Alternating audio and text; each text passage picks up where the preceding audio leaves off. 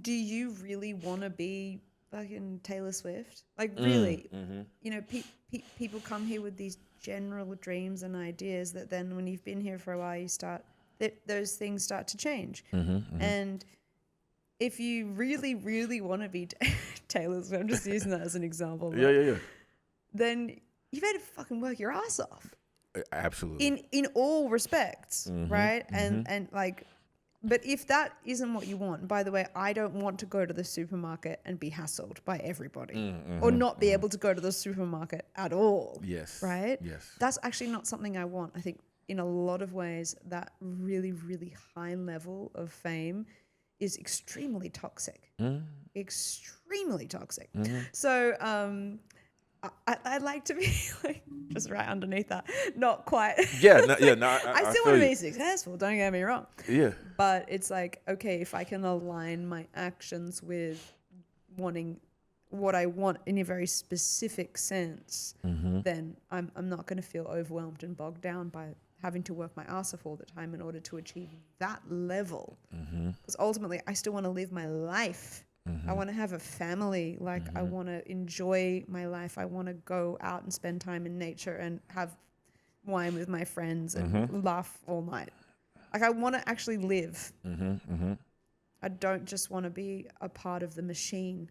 Like, I want to create, and I want to create lots of different projects, and I want to have success in that enables me to do more of that. And I want to live. I want to live. Yes. Ultimately.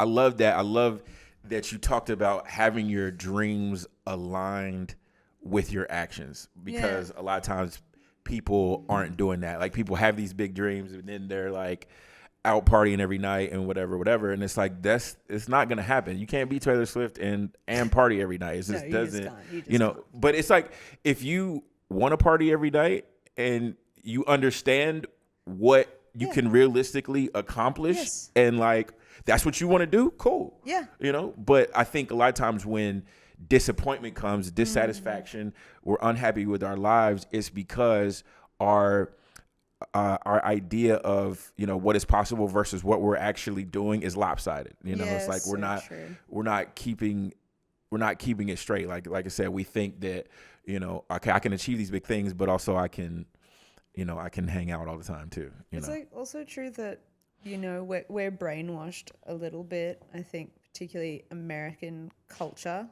Love America, by the way. Absolutely love it here in a lot of ways. But there is that very much that capitalism mindset, which is very easy to get addicted to and be brainwashed by. Like, you know, that's sort of the new world. America is the new world, self-made man kind of storyline, which is amazing and beautiful and has given people so much freedom.